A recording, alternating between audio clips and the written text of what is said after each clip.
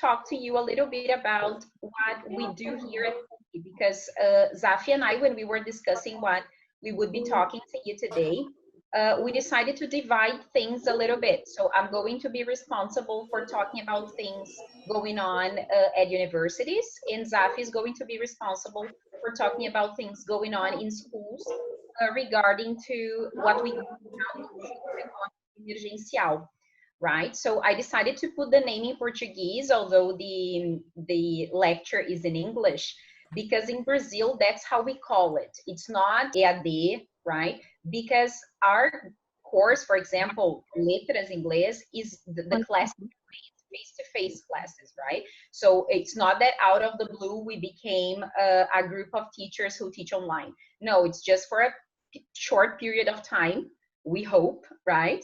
And that's why the name is Ensino Remoto Emergencial. That's how we call it now. So when we started having these classes, we had some things that we were supposed to bear in mind. The first one was the tools that we are supposed to use. So here, guys, I bring to you the main tools that we had to use. So I would say that the two most important ones were Moodle and what we call email edu acad, which is our institutional email. So it's how we talk to students, how we reach them, right? And then through Moodle and email edu acad, we have some other tools that we used. The first one would be Zoom, just like we are doing now, right? And then PUC decided to have this subscription that is for institutions. So we can stay more than 40 minutes with our students, which was great because most of our subjects, they usually last for an hour and 30 minutes or yeah, we need time with our students. When we started having the meetings on Zoom just for 40 minutes, it was really difficult because we have lots of content to cover. Then from Zoom, we also had video lessons. So some teachers decided to start a YouTube channel. I was one of them. It's something new for me. You know, I've never had a YouTube channel. And it's been really rewarding. My YouTube channel is not open for everybody. It's just for my students. So I usually send them a link so they can see everything I post. So the videos are not available for everybody, mostly because they've been used as a resource for my different disciplines at PUC. So that's what we have. So my video lessons are super experimental. I use my TV as the blackboard, and then I have a small blackboard that a very close friend of mine lent me, which was great because then I'm able to write and actually teach when I'm recording those lessons. My camera guy is my son. So I asked him to record my lessons because it's really difficult to record and do everything at the same time. So he's really good with technology as well. So he helps me with that. Then we also had something that was really, really cool and resourceful for all the teachers. That is the audio PPTs that we call in Portuguese PPT narrado, right?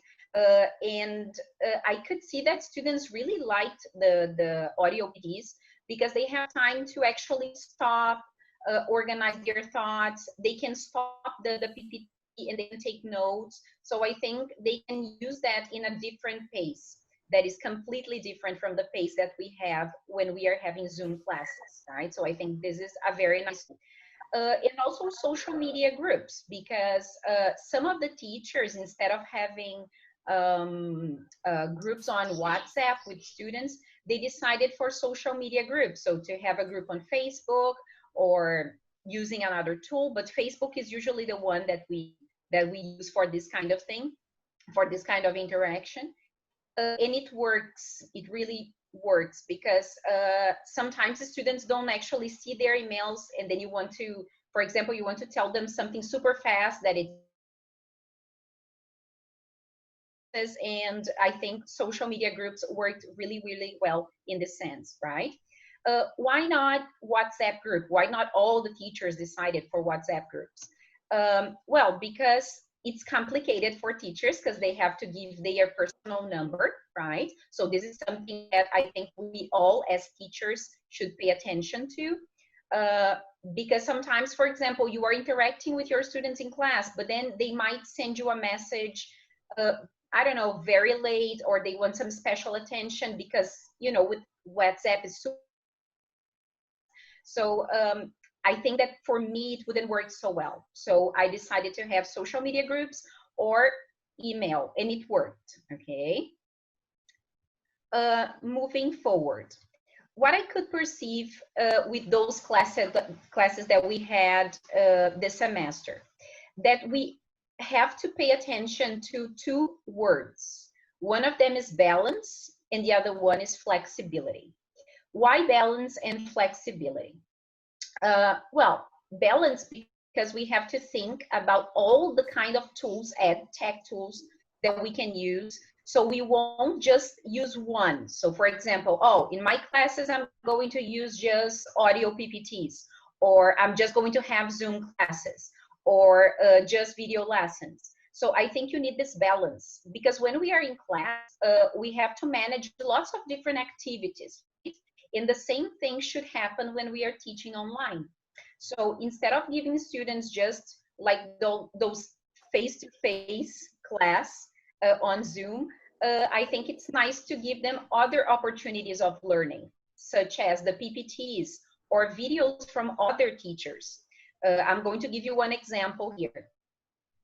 For English 1, we have with the students that have just started university, they have as the theme of the subject, phonology and phonetics.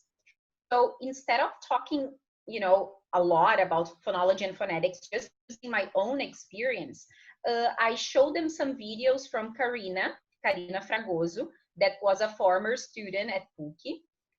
She's a super famous YouTuber, and she holds a PhD in phonetics and phonology, right? So I would say that she's more than qualified to teach those lessons, even more than I am, because my area of research is not phonology and phonetics. I'm a linguist, but that's not my area of research. So I decided to show them other videos as well. And why flexibility? Because we have to be more flexible when we teach online. Students, it's something new. It's like a new world for them as well. It's a new world for us.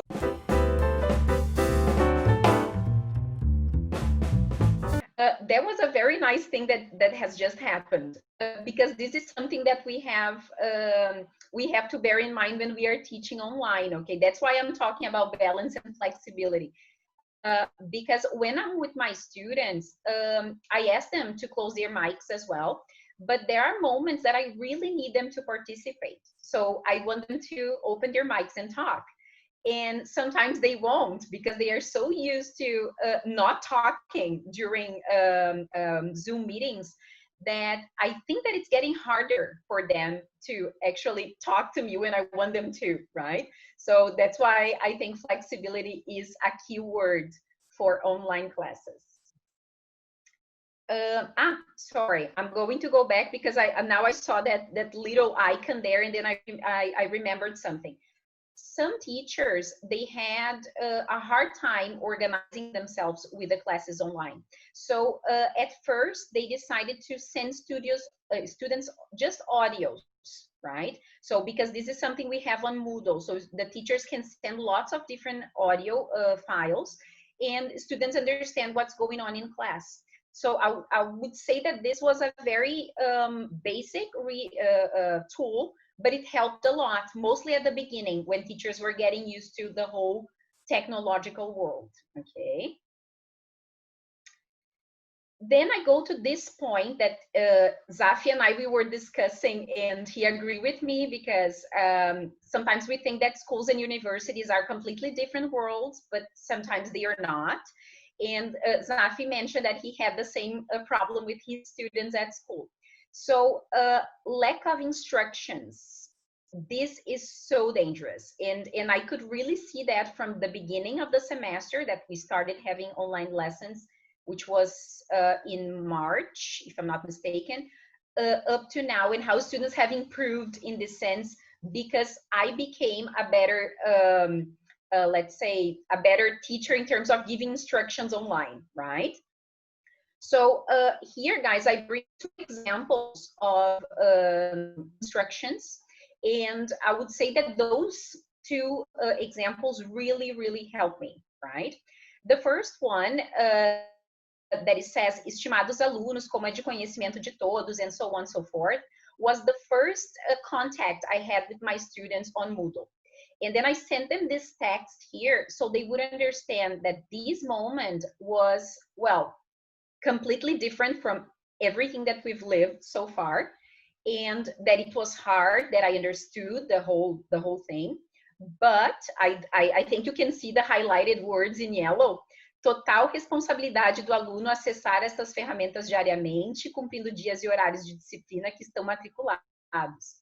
Why is that? Because we have to share this responsibility with our students. We cannot assume that, okay, we are teachers, we are giving them everything, so they know everything, they know like the whole thing that is going on.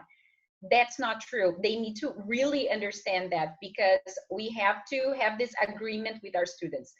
We teachers, we are going to post, we are going to provide lots of things, but we also need you to be alert to all the things that are going on Moodle and pay attention to every single thing.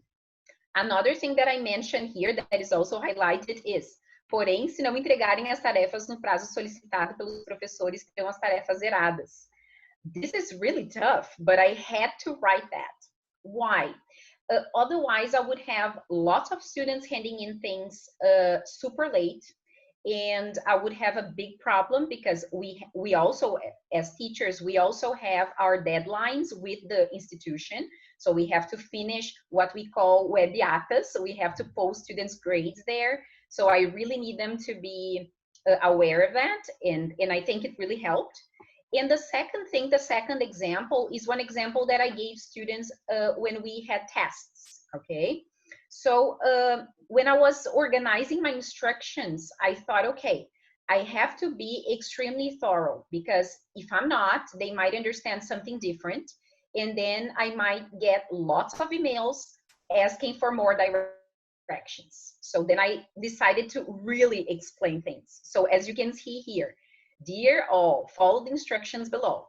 Number 1, faça o anexo. Anexo 1, trabalho avaliativo. 2, passe as respostas para o anexo 2, grades de resposta. 3, faça o upload somente do anexo 2, grade de respostas. Até dia, blá, blá, blá, os alunos que não fizerem o upload da tarefa até o dia 29, às 22h30, terão a tarefa zerada. I know it sounds kind of childish, because I'm going like step by step, but the difference from online interaction with face-to-face interaction is exactly this. When I have face-to-face interaction, I can look at my students' eyes and I can say, well, that's what you have to do, blah, blah, and blah. But when I'm here, I don't have this, you know, the same interaction that I have with them when I'm at Cookie. So I thought, no, I have to be very thorough. I have to explain things like little by little. And it really helped me, because I didn't receive emails from students saying they didn't understand what to do. I didn't have students getting in things out of the deadline that was established with the group. So it really, really helped me.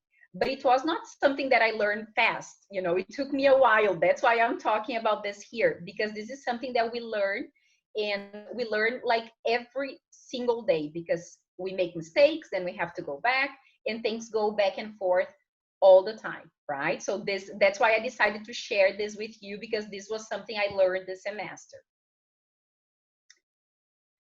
Then here, guys, I decided to talk to you a little bit about advantages and disadvantages of online education, because yes, we have both, right?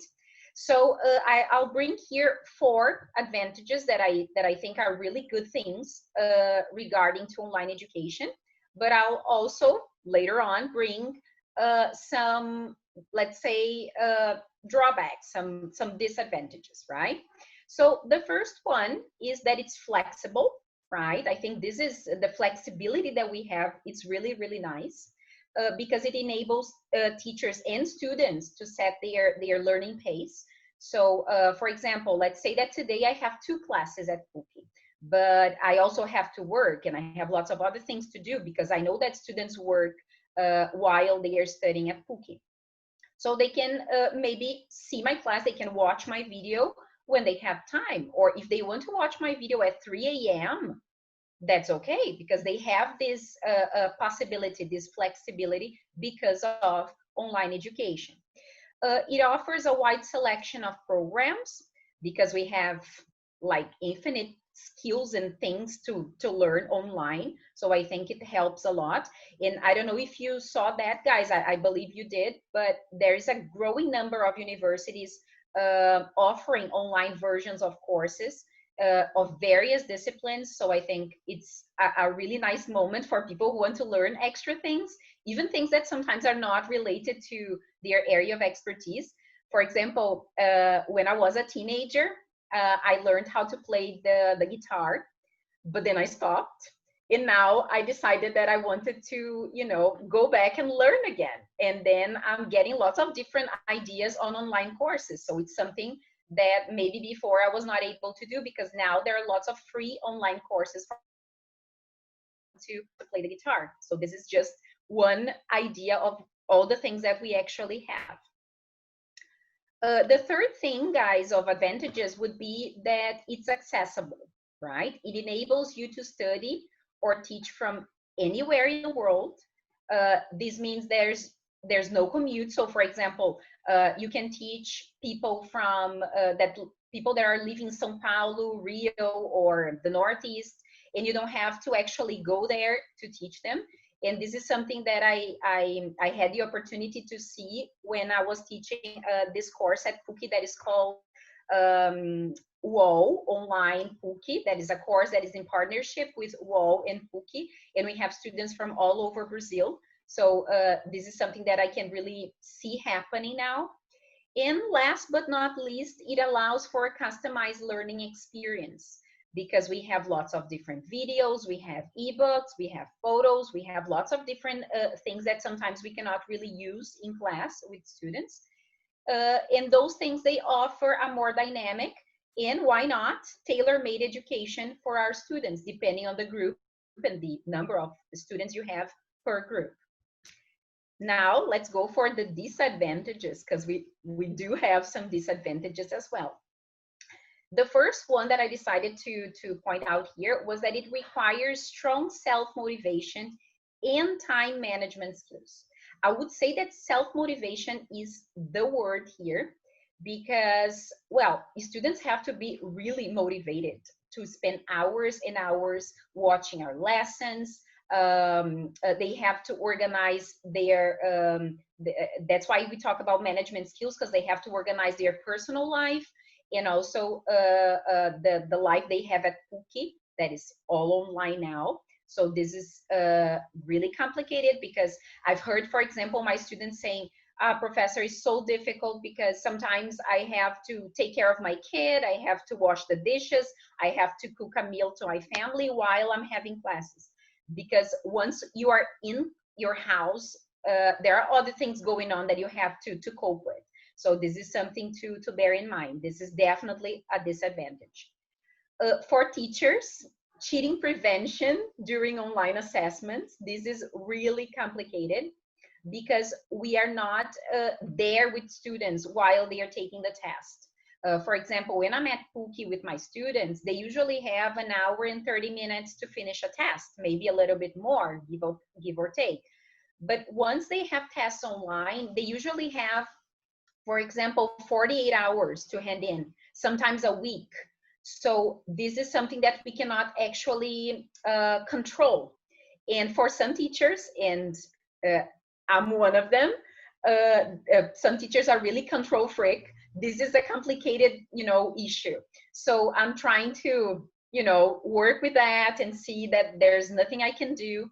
But deep inside, what I believe is, and this is something I see with my son, because my son is at university. He started university this semester, and he's been having classes online and everything. And now he started having classes face-to-face, only with the lab classes, because he's in med school.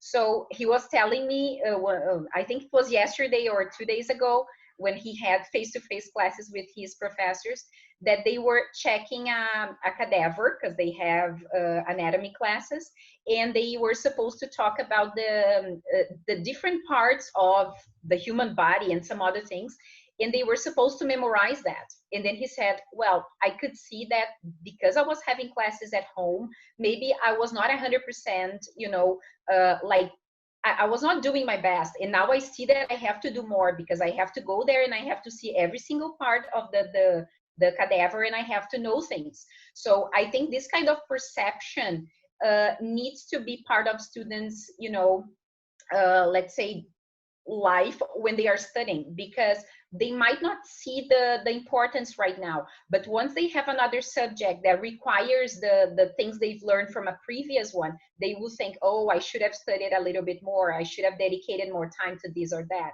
So this is something that we have to pay attention to as students. Engagement and participation in class. Engagement is a difficult topic. Zafi and I talked about that, and we also discussed that with Eloisa, because we are thinking about an article together on engagement in online education.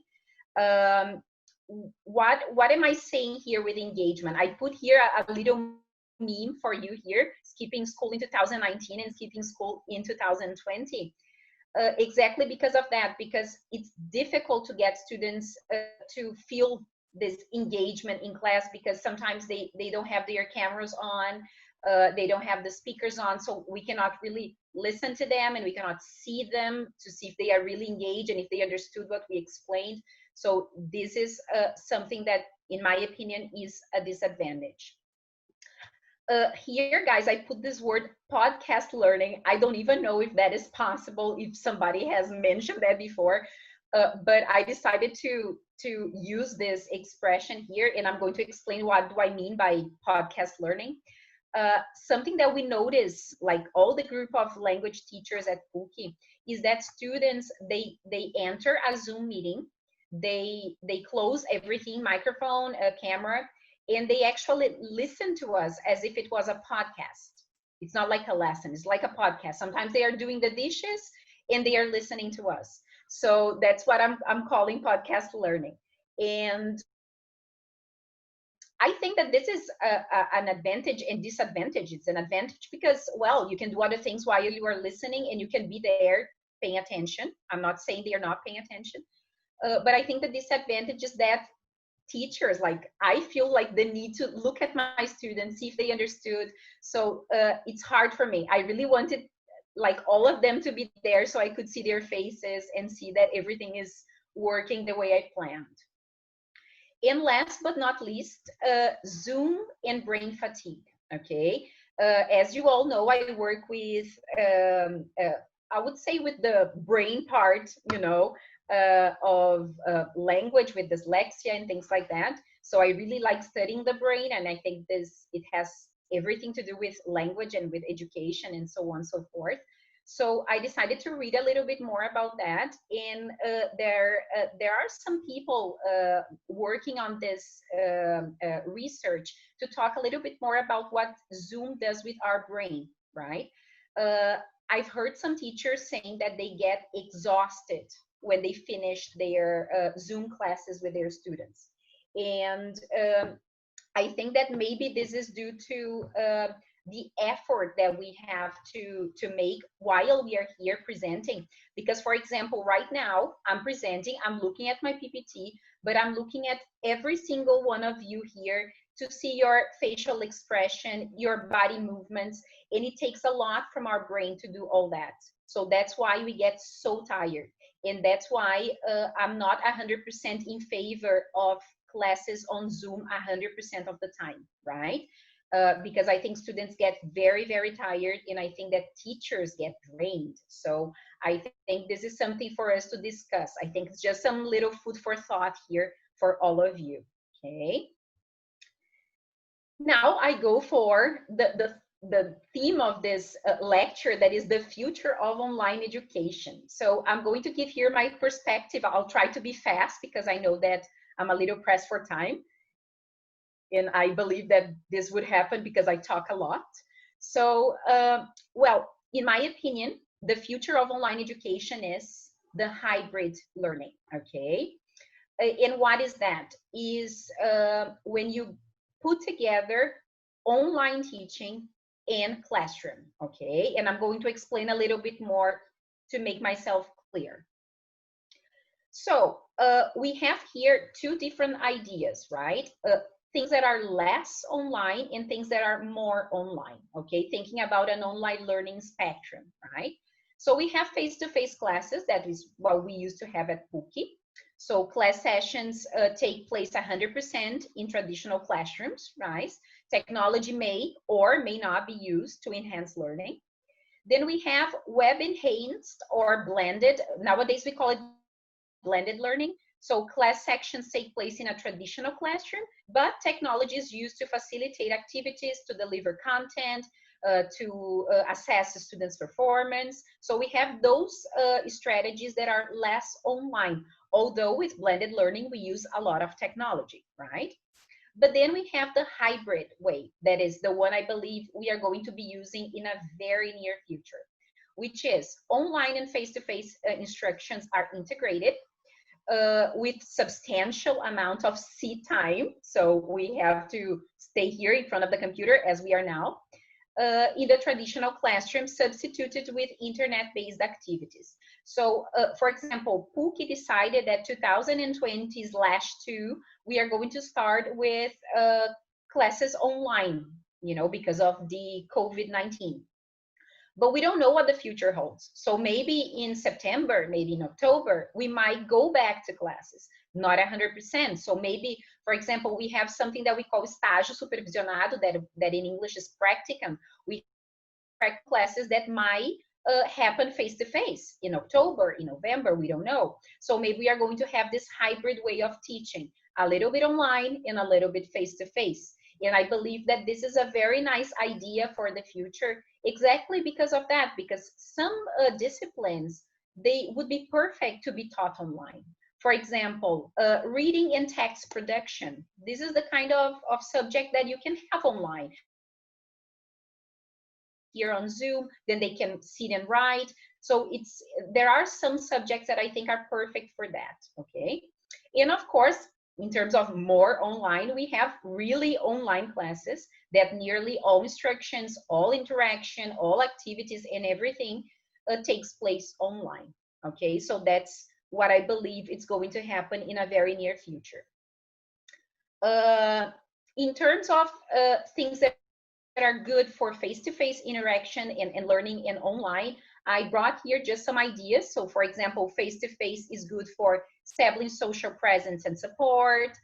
It's not that we cannot be supportive online, we can, right? I've been having lots of individual Zoom meetings with students so they can enroll for the second semester, and we have lots of support in those Zoom classes. Nonverbal communication, defining different kinds of assignments, negotiating expectations, diagnosing students' conceptual problems, and so on and so forth. Online is good for sustaining group cohesion, to work a little bit more with critical analysis, self-paced learning because students have their own pace regarding to like the time they have to spend in front of the computer and doing the tasks. So we have, let's say, good things and bad things for both, and we also have some good things for face-to-face and for online, okay? I'm going to give you here, super briefly, 3 tips for online tools, right, EdTech tools. I can send my presentation later on to Christina so she can share, because I put here a very nice link for you to follow. Here, guys, I bring 6 EdTech tools that people should try in 2020. And out of those 6, I decided to put just those 3. The first one is called Parlay.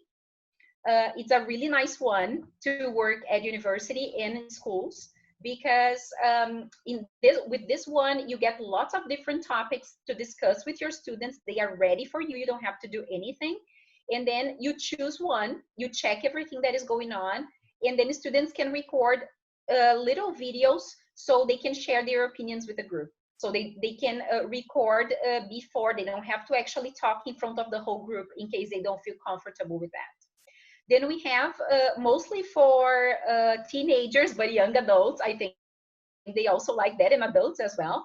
That is Planio, that it's full of games and fun activities for you to do with your students. They are also all ready for you.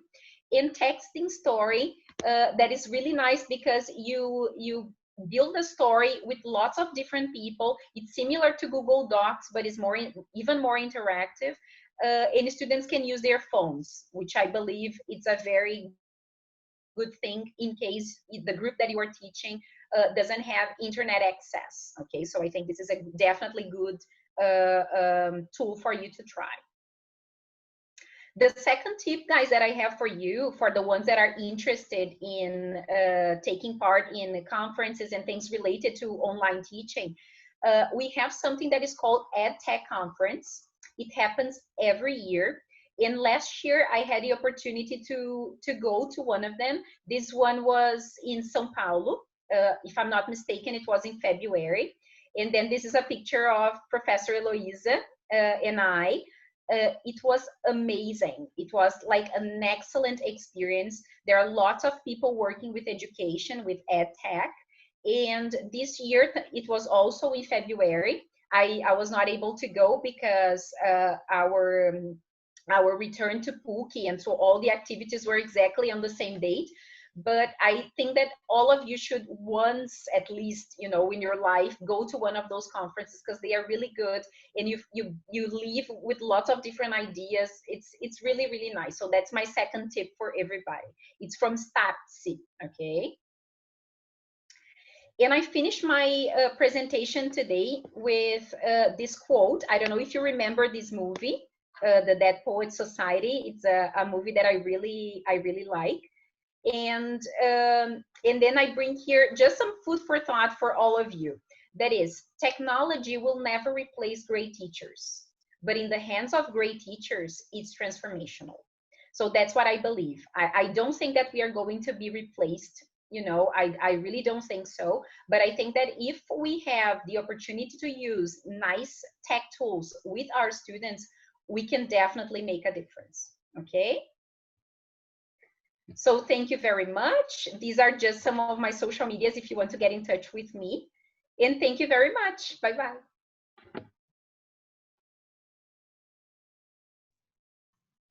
Okay, thank you, Aline. Thank you very much. And I think now Azaf can continue to this talk. Good afternoon, everyone. First of all, thank you for having me here. It's a pleasure. It's something that I really appreciate because, as Aline said before, we work with technology in teaching, and we have been working with this topic for quite a while. We have already written an article about Technology 3.0 together with Dr. Eloisa Delgado as well. So thank you for inviting me. Let me share my screen with you. Just a second.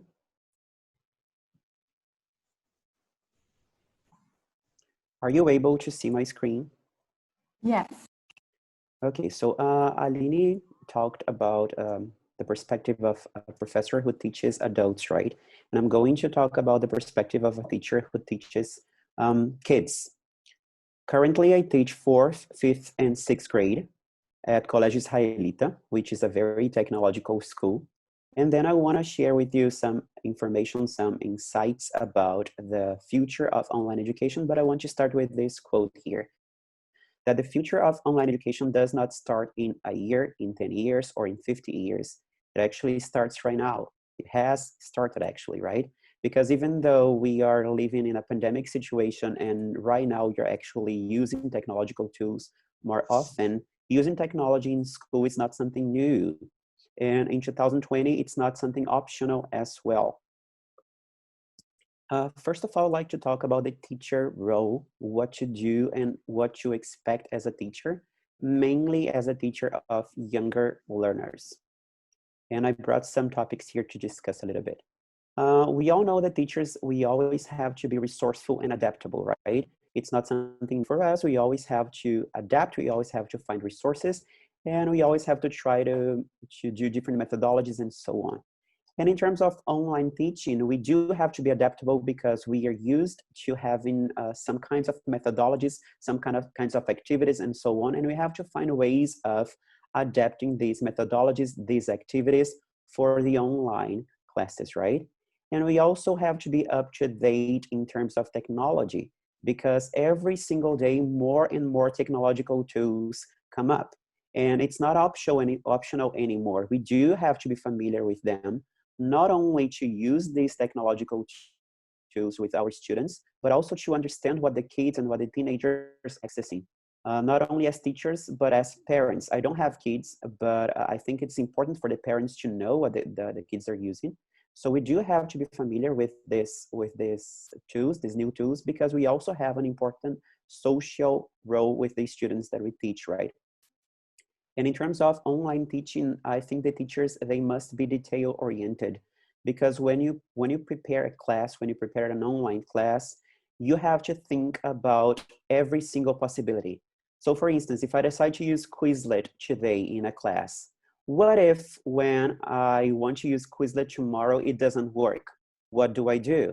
And what if my connection is not working? Or what if the presentation that I prepared is not showing? What do I do? We have to be detail oriented, not only in terms of preparing the class, but also in terms of what you're going to present to your students, because it's related to their attention as well.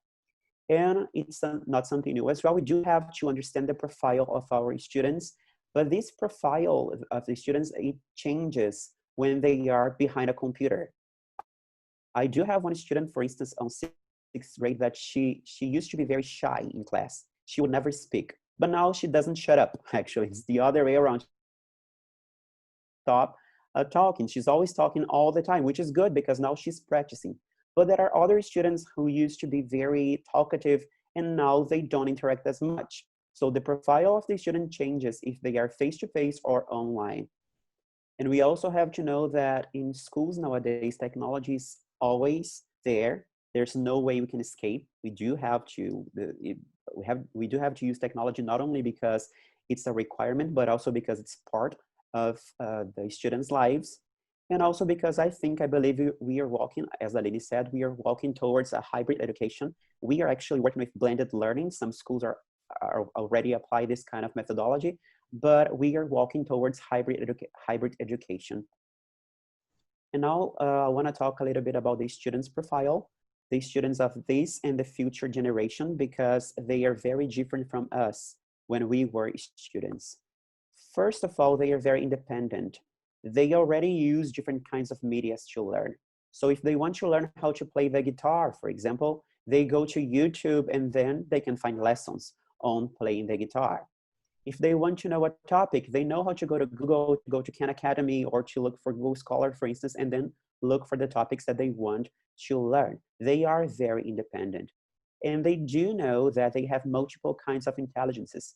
That is something that we have to take into consideration when we are teaching face-to-face classes, but we also have to take into account when we are teaching online classes, because they know that some of them, they learn better by watching the teacher, the other ones only by listening, the other ones, they have to take notes and so on. That's why we have to think about adapting the tools that we use, because every single student has a different way of learning. And something to bear in mind as well is that these students, they are digital natives. They were born inside of a computer, basically. Their cell phone is like an extension of their hand. So they do know more than we do.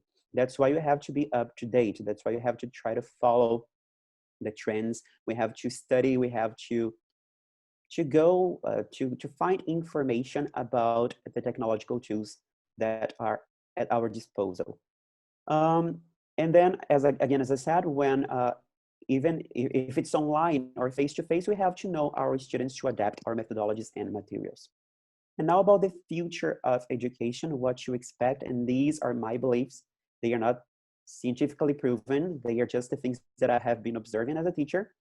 we have been walking towards education 5.0 or 6.0 or 7.0. I don't even know anymore the number, because industry has been moving fast, and so is education. Some years ago, the trend was education 3.0, which was taking into account multiple kinds of intelligences, using different kinds of technological tools and so on. But now we are walking towards education 4.0, which is a little bit different in terms of technology, because it's not only teaching the students using technology, but it's about preparing the students to use technology in the market when they become professionals. And the education 5.0, we don't have any idea about this concept yet, but we are walking towards this movement as well. So if you want to learn a little bit about education 3.0, as I said before, Dr. Aline and Dr. in 2018, and we can share with you. And also, it's important to bear in mind that computer science, I think that I have realized that education is kind of like a market that needs apps and technology, and they have been investing and they have been developing different kinds of technological tools. Every single day, something new. Every single day is an exaggeration, but every single day, something new comes up in terms of education and technology. And then there are also some environmental issues that you have to bear in mind, because some schools have replaced books for online books, for instance, for ebooks, which is something important to know, because in my school, for instance, last year I tried to replace the printables for the online version, and I counted how many printables I avoided having, and it was over 7,000. So over 7,000 sheets of paper that I didn't have to actually print. Something else about the future is the data collection is something that has become smarter.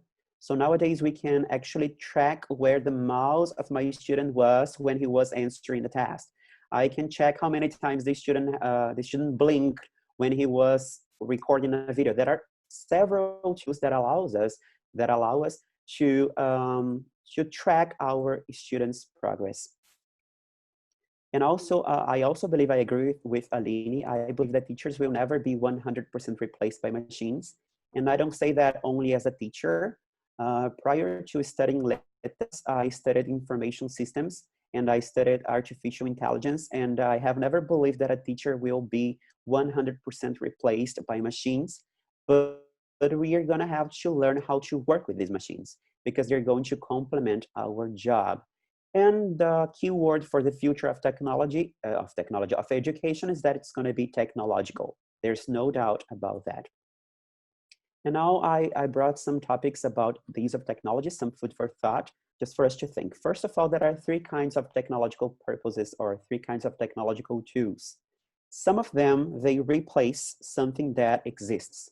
So for example, the smart board. We can use a smart board instead of using a whiteboard or a blackboard. So some kinds of technological tools, they replace something that is there. Other kinds of tools, they supply. So they provide teachers with something that did not exist before. For instance, the VR glasses.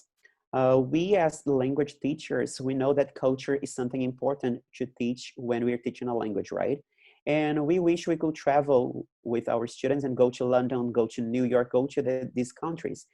But it's impossible because it costs money and the logistics would be crazy. So with VR glasses, for example, we can simulate. The students can use VR glasses and they can walk around London. They can walk around New York by using Google Expedition. So we didn't have this kind of possibility before, and now we do, thanks to technology, because of technology.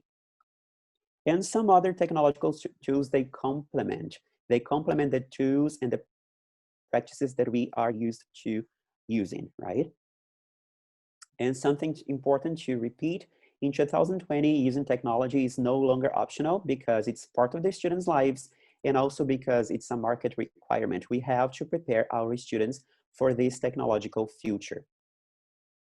And then when we want to use a technological tool, I think we always have to start with this question, to ask ourselves this question: what is the main purpose of using this technological tool? Does it meet the needs of my students? Will the students be able to use it? Will the students learn from or with it? Those are very important questions to ask ourselves before we actually use a technological tool. And I'm not only talking about the pandemic situation, I'm talking about using technology in general in schools. And there's another thing that I want to share is this one. One day I went to a lecture, and I don't remember who was actually speaking, but the person said something like this: there's no point in using technology just for the sake of using technology. It's not like, oh, okay, I'm gonna use a computer instead of a sheet of paper, or a computer instead of a book, just because I want to use technology. No, there must be a purpose of using that specific technological tool. And then the future of online classes, not only the future, actually, the present of online classes. As Aline said, they demand more. I'm not saying that they demand more in terms of, oh, okay, the teachers have to work more, but they demand more details, because you have to think, the classes, they have to be well thought and structured, because you have to think about the possibilities. As I said before, what if the tool doesn't work? What if the internet doesn't work? What if one student doesn't know how to use the tool? We always have to think about every single what if. And also Aline mentioned that as well. There must be a variety of tools and activities, mainly with the young kids, with the young students, because they lose interest like this very fast. So we have to use different kinds of materials, different kinds of activities, otherwise they get bored. I am an adult, and I have been watching some videos on YouTube, some TED Talks, I have been doing some online classes, and sometimes I get bored. Sometimes when I'm only listening to the same thing for like 2-3 hours, I get bored. Can you imagine a kid who is like 10 years old or 11 years old? It's a little bit different, right? Something else that is important when it comes to online classes is feedback. We cannot rely on automated feedback all the time, because the students, they need our feedback. They need our point of view. We need to guide them as well. Aline has already mentioned the instructions, they have to be direct and clear. We always have to position ourselves in as if we were the students, and read the instructions. Okay, do I understand what I have to do? Do I know the deadline? Is it clear? How do I have to do this activity? We have to think step by step, because we don't know how the person who is actually reading the instructions, how they're going to understand, okay? The classes, they have to be interesting, otherwise the students are not going to pay attention. And there is something important, which is attention span. Aline can correct me because she knows better, but I've been reading about this term here. I've been studying about that, because the attention span of the students in face-to-face classes is completely different from the attention span that they have in online classes. And the students that I teach, the age that I teach, I've read some studies saying that they do pay attention for 8 minutes. So after 8 minutes, I have to change the kind of activity that I'm doing. After 8 minutes, I have to do something different. I have to change the screen. I have to think about another way of doing what I was doing. And in terms of presentation, we have to be careful, because the images that we put, they compete with the text and the contents. Sometimes in the beginning, I used to put some pictures, and then I realized that the students, they were like looking at the picture and, oh my God, that's so beautiful. And they were not paying attention to me or to the text that I wrote on the presentation. So the position of the image and the image that you put there, it's going to compete with your content, and you have to be careful. And I've been studying also about design and about the impact of colors, mainly on the screen. And I learned some things that are very important. When you're teaching for longer than an hour, when you're going to present something for longer than an hour, you have to avoid the colors white, full black, only one color, and something that is too bright. I normally share my screen with the students, and every single Zoom class that I teach, it's 40 minutes long. So it's not 1 hour. But anyway, if you're teaching for longer than an hour, you have to avoid these colors. And you have to try to use a color, I don't know if you say palette, but a color mix. And there's a good suggestion here. If you prepare materials for your students, this webpage here, you go there and you can see, you can choose a color, and they give you options to create your presentations in a way that it's interesting for the students. And when I was talking to Aline, she said that I should share that I should show you some apps and tools that I normally use. So I'm going to give you an overview of these tools. I'm not going to be able to teach you about these tools actually. If you want in the future, maybe we can have a workshop. I can show with more details. But anyway, you can take a look. You can write down the names, or I can send the presentation later, and you can research a little bit because some of them are very, very interesting. I have a list with 82 tools that I use, but because we don't have time, I selected only 81. No, I'm kidding. I selected only some tools to show you, okay? The first one is Google Classroom. If you do not teach in a school that has like a platform to share the classes, and you are teaching like private students, for instance, Google Classroom is a very good educational platform because you can upload different kinds of media, you can post activities, you can give feedback, you can grade exercises, you can talk to your students, and it's user-friendly. It's very easy to use, and it's very intuitive as well. So this is a nice start.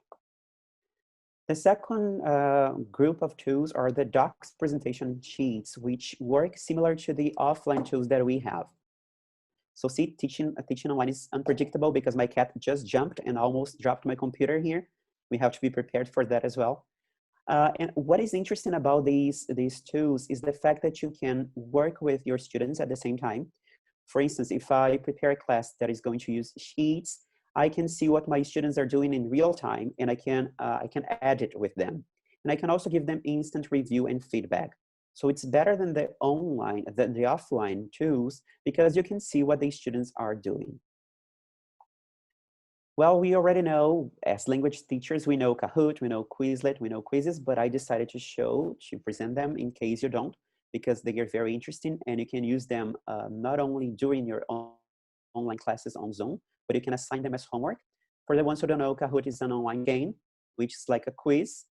But what is interesting here is that from some months ago, actually, Kahoot started giving us a report, an individual report of the students' performances. So after the students play the game, you receive like an Excel sheet with the choices that the students made. So it's interesting to follow the progress of your students, which is something that we can also do using quizzes. The person who presented quizzes to me is Maria José Sebastiani. She's here, I think, or she was here before. And because of her, I got addicted to this tool. It's amazing. I really like it because you can play like Kahoot, but you can also assign as homework because the students, they can play easier than when they play Kahoot, for instance. Because when you're playing Kahoot, they have to look at your screen. But when they play quizzes, they don't have to look at your screen. They look at their own screens. And it's more personalized as well. The students, you can shuffle the questions for the students. The students can have their own pace and so on. And after that, you also receive an individual report. You receive an Excel sheet that you can see all of the answers given by the students. And what I like about quizzes is the possibility to call it teleport. So if I'm creating like a quizzes and I write simple past, there's a button called teleport that is going to open every single question about the simple past that I can just click or drag to my quiz, and it's easy to create. Quizlet is also another tool that is very interesting for teachers because it's a platform that has several kinds of games, and the students, they love playing Quizlet, mainly the match game. And it's basically the teachers, they can create their own group of flashcards with images or with words. And you can also assign as homework, and you also receive an individual report. I have here some pictures of Quizlet, so I can show you. You can create your own deck of flashcards. You define the words, you define the language, you can use images. And what is interesting is that once you define the language, when you click on the audio button, the person says the word for you. So the students can learn the pronunciation as well. The students really love this game, which can be played in a smart board, and they go crazy to play this game and they actually learn they always want to try to finish the game before the other classmates. And we know that gamification is something important in the classroom. They have like a concept. In this case, I was working with past simple and past progressive. So they would have to click on forget and forgot, forgotten, and match the terms. We can also play Quizlet with the students on iTunes, which is very similar to Kahoot quizzes as well. And here's an example of how you create a set of flashcards. When you type a word, for example, you can click on image, and then lots of possibilities come up, so you can choose one to create your flashcard. For those who don't know, Lyrics Training is also a good app for the students because it's an online game as well. And it's with music, and students really like music. Most of the students, they actually learn English and they learn languages by listening to music, right? And it's a web page where you have two options. The students, they are going to listen to a song and watch the clip, and they have to complete with the words that are missing, or they can choose. There are 4 possibilities, and they can click on the right option to complete the lyrics. Another platform is called Educandy. I don't even know how to pronounce this word correctly. And it's similar to Kahoot in terms of creating the list of words and list of concepts. You go there and create your own list, and then there are personalized games that you can assign as homework or that you can play in class. The games, we all know all of these games because they are word search, memory, noughts and crosses, multiple choices, hangman, matchup, and so on. But Educandy allows us to create our own set of words, and it's easier to play when you are teaching via Zoom, for example. Another one that I want to share with you very quickly, very briefly, which I love, is called Pear Deck. And when we're teaching online, we normally share our screens with the students, right? But sometimes sharing the screen becomes something passive, something that the teacher is moving through the slides and the students do not interact with the teacher. Using Pear Deck, which is actually a complement of Google Presentation, it actually allows you to have interaction with your students. You don't have to share your screen on Zoom. They have access to a link, and then you go, and then you are going to move the slides, you're going to present your slides, and they are gonna have some interactions. For instance, in this case here, I asked them, this is their view, okay? I asked them a question, qual o seu nome? And they would have a box to write the answer. And as a teacher, I would see all of the answers in real time. I can also hide the responses and see only the slide, but I can also see the responses, which is something interesting for an interaction, for online interaction when you're teaching via Zoom or Meets or any other kind of online meeting. Another kind of possibility on Pear Deck is multiple choice. You can prepare your slides and then give them options, and then they're gonna click and you see the answers.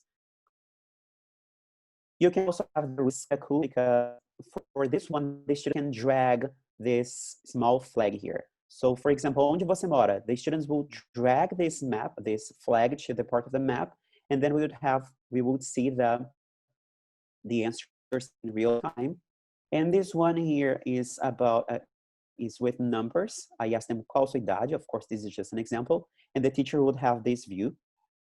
And the last one here, you asked them to do a drawing. When I was preparing this activity, when I was preparing this presentation, I was hungry, as you can see, because I drew a pizza.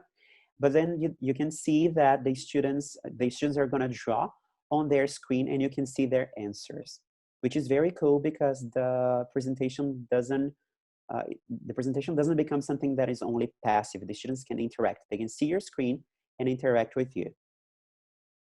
Another tool is called Vivax, which is a tool for word cloud. If you don't know, word cloud is this. You normally use a text with this kind of tools, but for online classes, you can talk about, for example, let's talk about movies. And then you're gonna ask your students to write words that come to their minds when you're talking about movies. And then this platform creates the word cloud, so you can see and you can show students the words that they have written. Another one which is very cool when you work with videos is Edpuzzle, and it's very simple to use. You just go to Edpuzzle and then you choose or you upload a video, and then you can create a quiz in the middle of the video. Every single dot here is a question that I asked my students. So when you hit play, the video is going to start, and when one of these dots, when you get to one of these points, a question is going to come up, and then you can answer with your students, which is very interactive as well. And you can assign as homework. Another tool is Bamboozle, which is a game, an online game, which is also personalized, and you can work with vocabulary, with concepts, with formulas. It's a very nice game to play online when you're teaching via Zoom.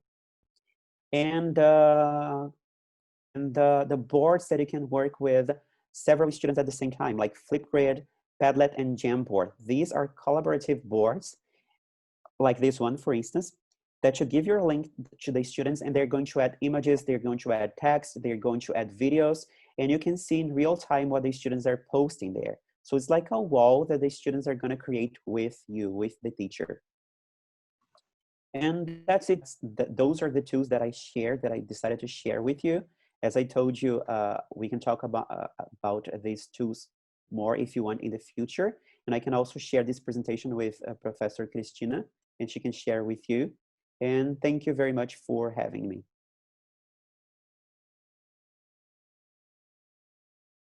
Okay, Safi, thank you. Let me turn on my video. Thank you so much for this wonderful presentation. I believe it is important that us teachers or future teachers, we talk about education and talk about teaching. I don't know if you guys have questions for our speakers. One thing that we were thinking about in PET was that, in my opinion, I can't speak for everyone, but for me, it wasn't so difficult to adapt to the online, but adapting to the online classes during a pandemic, during an economical crisis, for example. So I think we have to have in mind also, the psychological limitations of our students. Do you have any tip or advice that we can work through this kind of psychological thing with students? Maybe motivation, or as Aline said, engagement. Do you have any tips? Well, I'm going to start, and then maybe Zafi can contribute a little bit more.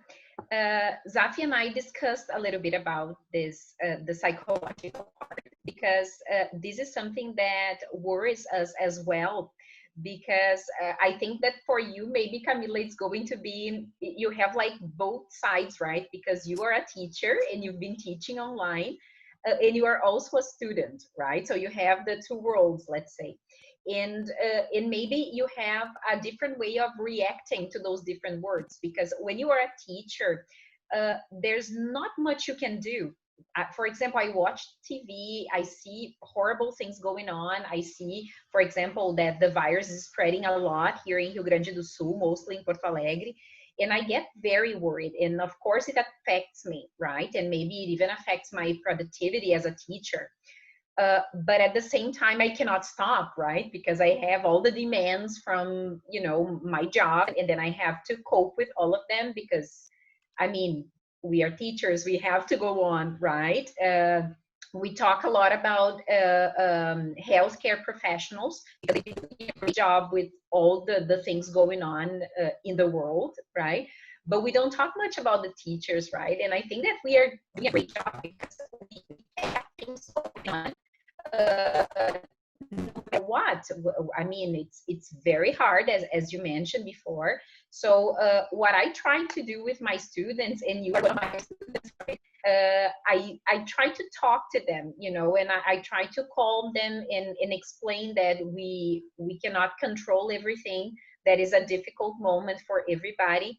As I mentioned before, it is a difficult moment for me because I'm a control freak. And when I'm not sure what's going on tomorrow, whether I'm going to go back to university or not, or all those things, they are really, really complicated. And I think that students feel the same way. So I think that honesty in this moment is one of the best, tools. They are not tech tools, they are our personal tools that we can share with our students, and that's what I try to do this semester.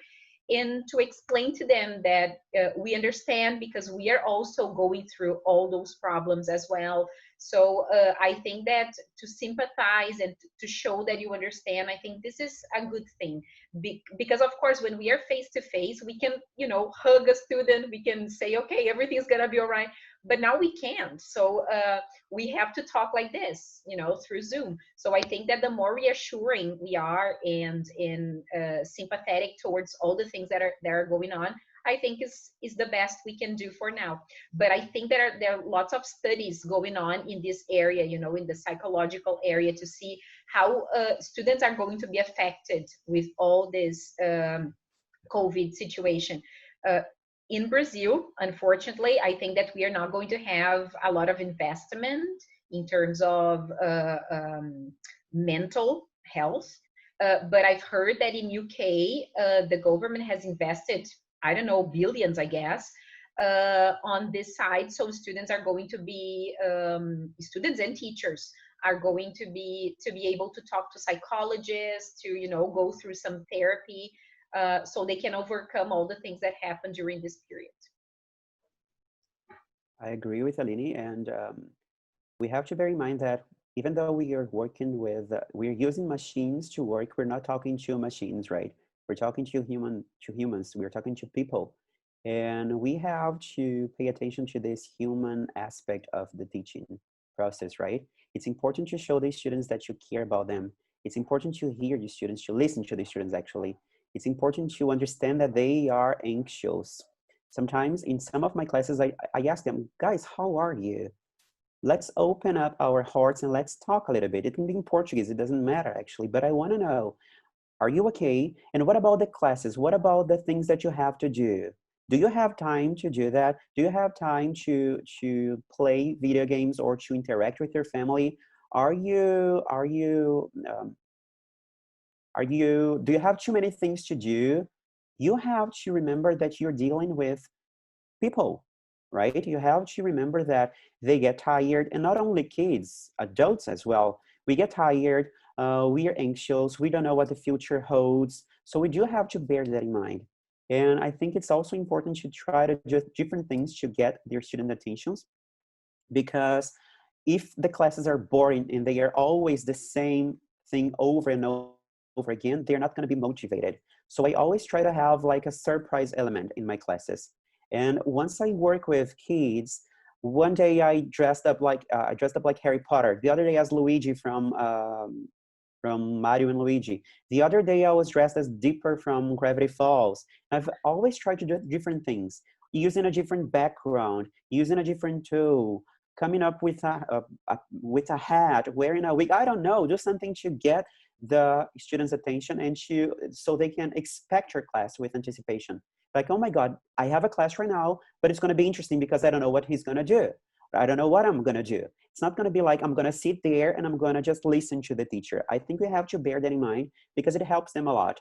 If the classes are fun and if they are expecting something cool, they are going to be motivated. They're going to want to attend the classes. Okay, perfect. I don't know if another person has a question or if Christina wants to say something. Yes, I do. So, well, we had some more questions, right? I guess we had asked questions in among ourselves during our last meeting, right? So I don't know if anybody from Patch would like to ask anything. Yeah, we had a question related to schools that don't have a lot of technology tools, for example, or maybe access to internet, or sometimes a teacher that doesn't have a good computer, for example. So I don't know, like what could these teachers do, or maybe the schools provide the students? Do you have any interpretation of this? Yes, that's a very good question, Camila. This is something that we've been asking ourselves as well, because we know the kind of reality that we face, like Zafi and I, it's completely different from the reality that teachers from public schools, for example, face every day, right? But something that I realized, and maybe Christina is going to remember that, because last year, I mean 2 years ago actually, and also last year, we had the TAs working with us. Those for the ones who are not acquainted with the acronym, the ETAs are the English teaching assistants. They are teachers that are, they get a scholarship from Fulbright, and they come to Brazil to work as assistant teachers here in Porto Alegre in this case. And they work more specifically with Professor Bárbara. She works with the estágio supervisionado 13 e 4, and students have to go to school and actually teach students from public schools, private schools as well, but mostly public schools. And they had like this little research to see what was going on in those schools in terms of the use of technology. And what they could perceive, of course it was totally, you know, empirical, but what they could see was that most of the students in public schools, like 90% of them, had cell phones. And most of them again had internet access in their phones, like 4G or 3G, not Wi-Fi, right? Which is a pity, because I think that schools should provide, I mean the government should provide something like that to schools. But still they had the phones. So I think that when once they realized that, they had like this talk with our students from PUC, and they believe that the future of education here in Brazil in terms of technology should be mobile learning, because it's one of the like first fast access that students have to technology. It's something they are acquainted with, so it's easy for them to, you know, to check things. So that would definitely be the way. But of course, having classes online like 100% using a cell phone is complicated, right? Because it's small, students cannot really type, so it is difficult, right? But I think that maybe this is a way, right, to start the whole thing. And also I'm going to ask Zafi to contribute, because he had great ideas on this subject. But also I think that social media helped a lot, because I have some friends who work in public schools, and they told me that they use Facebook groups so they could send material and things to parents, because sometimes students don't have Facebook if they are too young. So they use Facebook to send material and so on and so forth. So maybe social media, it's definitely another possibility. I think it's a very difficult topic to discuss because we know that schools, they have different realities, right? And not only in terms of online education, schools, they have different kinds of profiles. And as Aline said, I think it should be something that the government would provide internet. I think it's like one of one of our rights nowadays. When we are in face-to-face classes, we can always try to adapt the technological tools that we use. If I want to play Kahoot, for example, with my students, and the school doesn't have computers and the kids don't have phones, I can also play Kahoot with them if I do like signs, a green, a yellow, a blue, and a red one. And instead of clicking, they're going to show me the signs. Or I can bring my own computer and they take things like that. We can adapt. But in terms of right now, of the pandemic situation, it's very difficult because we don't know the reality of the students. And there's nothing we can actually do for that. I think we need to talk to tutors who are actually teaching this kind of students, because they have been working a lot, and they have been working, I think, even more than we have been working. I mean, Aline, myself, and my workers, because they have to find different ways of dealing with this situation. And I think we do have to listen to them. There are some solutions, but I think they are the ones who can tell us about that. Perfect. There is a question here from Tanise. She asked, how do you manage to keep your kids' attention in online classes? Many times they do not have autonomy enough to change screens, or sometimes they need their parents' help, and then sometimes the parents can't help, for example. Maybe Zach can help us with this, because he has been... Then I can complement. Great. When I want to use a different kind of technological tool, I always think about teaching the kids how to use this tool before I actually use it. if I'm going to use a different kind of technological tool in class, I normally prepare a video to post before class to teach the students how to use the class. Or I assign as homework, guys, let's explore these tools. If you're having trouble, ask an adult. I avoid using a new technological tool without them knowing how to use it or without explaining how to use it. Because yes, it's true, they do have some trouble with some tools, even though they are digital natives. Tools are difficult because they are new, right? But I think it's important to bear in mind that they do know how to use technology, but we do have to explain because not everyone does. So if you want to use a technological tool, you're going to start by saying, guys, this is the tool. This is how we're going to use. First, you're going to click here. Later, you're going to click there. And then you can do this. You can do that. There are ways of, because it's our responsibility not only to teach the students the content, but how to use technology as well. That's why we have to know how to use these technological tools. And it's part of our jobs to teach them, like we do in face-to-face classes, right? When you play Kahoot for the first time, you have to explain to them, guys, here's your phone. You're going to see the options on my screen, not on your phone. And then you have this time here, and then you have 30 seconds to click. We do have to do that online, which may be a little bit difficult. But after a while, they get used to getting to know new tools as well. But you have to be patient. Sometimes you have to have a class only to teach the tool, or record a video and give them the video before the class. There are always ways of teaching them so they can become more independent in terms of using technology. I agree with Zafi, and sometimes when I think that schools also went on in this crazy world that we've been living, I kind of thank God that I'm not teaching in schools anymore, because it must be really hard. Because when you teach adults, which is my case right now, I think it's easier, because when you have doubts, you send me messages and we talk, and we clarify things.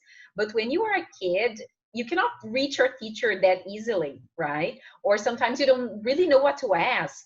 And in parents, I mean, parents are my age, and they are not so acquainted with all those different tools. And I can see that in my family, because my brother-in-law has two girls, and they are both at school, and one of them is 8 years old, so they have to spend like the whole morning with them, so they can actually use the computer, they can listen to the teacher, they can do the things the teacher asks, because the kids don't really know how to do that.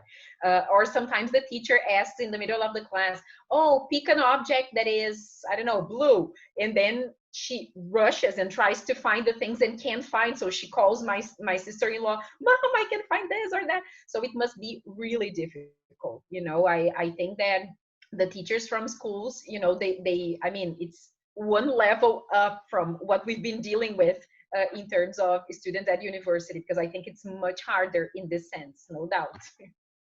Something else that I learned is that when I want to use Kahoot, for example, or Quizlet, or any other thing that requires them to use another app, I have to ask them before the class starts. I'm going to post, guys, I'll see you today at 11 a.m. and we're going to use this tool. So please click here before the class and leave it open.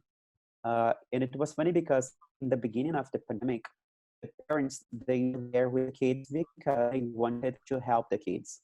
But now the parents are there because they're trying to participate. So I'm always trying to do different activities and the parents are anxious. They are answering together. But teacher, how do you do that? But teacher, you said before that, and the parents are participating together. The parents were there to help the students with technology, and now they are learning from us as well. They are having classes with us, which is very funny. I really enjoy this tip of recording a video beforehand, because then you don't waste the time of the class explaining how to use the app, for example. Maria Jose has also, sorry? There is a tool called Screencast, which allows you to record your screen. So for the ones who don't know, you can record your screen while you're using a specific app, and then you can narrate as well. And it's very easy to upload to YouTube, for instance. Perfect. This is a very good tool, Zafi. I talked to some friends of mine that are teachers at the Escola Politécnica, and they have to teach, for example, cálculo and this kind of subjects that are really, really tough, right? I mean, at least for me. So they use this app so they can the students can actually see the whole thing when they are preparing the calculations and things, and students really enjoyed it, right? So I think this is a very good tool for like helping students organize their thoughts and understand the apps and so on. Very good idea. Something important that came to my mind is that we do have a board when we teach in face-to-face classes, right? We also have a board here on Zoom, a whiteboard that we can use. But one of the things that I try to do, I try to prepare my boards before the class starts. So if I'm going to use an exercise, I'm going to put on the presentation all of the answers as well. So I don't waste time typing the answers. So I always think about my board, the board that I would present to my students, and then I create a presentation as if the presentation was the board. But we also have some tools. I normally share my iPad screen. So on the iPad, I have a pen that I can actually write. So they can see my handwriting. They can see me writing at the same time. So it helps a lot. Okay, good. Maria Jose has a question here also on the chat. Many of my younger private students say they miss group work and interaction in school classes. Any thoughts? I am missing a lot crafts, doing some crafts in my school with my younger students. But I think this is something that maybe we can use, what's the name? I think it's the breakout rooms here. Breakout Zoom, rooms. right? Do you have any other thoughts about it? Yeah, what Maria Jose is trying to say, I think it's the fact that students in school, then they not only spend time together studying, they do interact with each other during the recess, for instance. And what we have been doing, we have been creating a digital virtual recess for the students. It's going to be like 30 minutes that all of the groups, they're going to stay together and they're going to play whatever games they want to play. We're not going to be controlling them. So we do have like once a week, I teach 3 groups of 5th grade, for instance. And they said, well, I missed the other kids, 152 and 53. And then we created, today we had a virtual breakfast with them. The first period of the morning, we would only talk and share, and then we would eat together. On Friday, we have the Queen's tea time with them at 4 p.m. We're gonna dress up as royalty, and then we're gonna drink tea, and they're gonna read some poems, and they're gonna play some games. So I think it's important to allow the students to have these moments that they're gonna be with us, but not only to learn something new, because they learn from each other as well, right? They learn with each other as well. So these interaction moments, they are precious. Hi, that's a very nice idea, Zafi. I really liked it. Yeah, I was thinking about students, like undergrad students.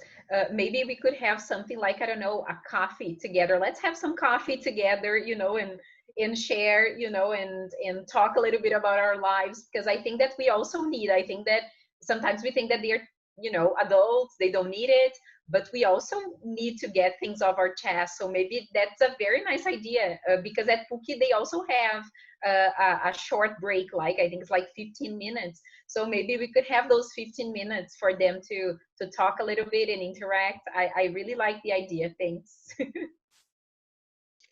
Well, I guess we're running out of time. 1 hour and a half already. So, I would like to thank you on behalf of PET Letras, also, for having accepted the invitation. And I would also like to thank the audience. I see lots of people here, people I miss a lot. And it is my pleasure to announce that we have been talking at Patch, and we also have been adapting also, because this activity called Conversation Hour, which was something that was created by our former tutor, Anne Banhos. She was with us till some minutes ago. So it used to be, of course, in person, and now it has to be online, right? So we are adapting, and fortunately, these adaptations have been shown to be very successful, because we have been having more people, right, Camila? In the past, our conversation hours in person, we didn't have that many people. So I can see, faces that I haven't seen a lot, long time ago, like Maria Jose, Veruska, yeah. Luciana, Lu Rata was here. I don't know if she's still here. And then I would also like to tell you that we're planning for next month August to have another conversation hour. We call this conversation hour because it used to be the activity is called like this, right? But it ended up being a lecture, yeah. But we're going to have a conversation hour again on the same topic. And it was a suggestion given by Zafi. We're inviting people from the public school system now, right? So Zafi suggested 2 names and they have already accepted it. So Bruna Betamelo, who was our former student and also from Patch, okay? And Daisy Garcia, they have accepted to present in August, okay? And I was thinking that maybe we could invite people like Luciana Hatt, because she has her own school, right? And maybe Maria José would like to be a lecturer too. Right? So I'd like to thank you all for this opportunity. Again, Aline and Nazafi for having accepted it. And I'm very, very happy to have you here, and would like to tell you also that people from Patch, the students are going to offer this. They're going to put this in our media, right? And that is the one who usually works on this. So we have our Instagram and we have our Facebook account. So please look for us there and give us a like, yes, and we're going to post the presentation there, okay? So thank you very much. Thank you. Thank you, Chris. It was great. Very, very nice. I really like the idea of having the teachers of public schools. Zafi and I talked about this today, and when he mentioned that, I said, please talk to Chris, because I think this is a great idea. I think students need to listen to people who actually work in schools that don't have all those opportunities that we mentioned today. But I also think that it would be great to listen to, for example, Maria José. She was my former student and my former advisee, and she works with artificial intelligence for teachers. So I think this is great because she can teach us a lot and maybe help us with evaluation, with all those topics that are really, you know, tough in this moment. So I think it's going to be a great opportunity to have like more people talking about this topic of technology. Mm-hmm. Perfect. I see that Glaze is asking us to have a print screen. So okay. Would it be possible for everybody to show their faces? Yay. Yeah.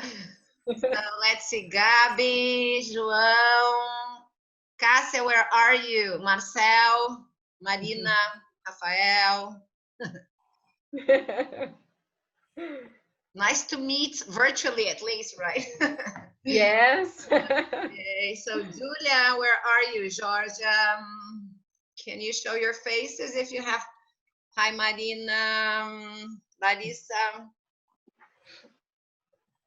Gabi, you also teach in a school, right? And you also use technology, don't you? Yes, I'm a TA at Pan American. Yes. For second grade students.